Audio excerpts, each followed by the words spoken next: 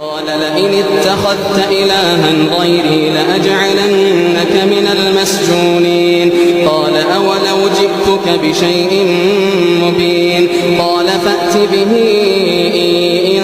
كنت من الصادقين قال فأت به إن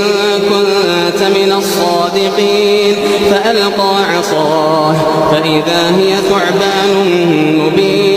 ونزع يده فإذا هي بيضاء للناظرين قال للملأ حوله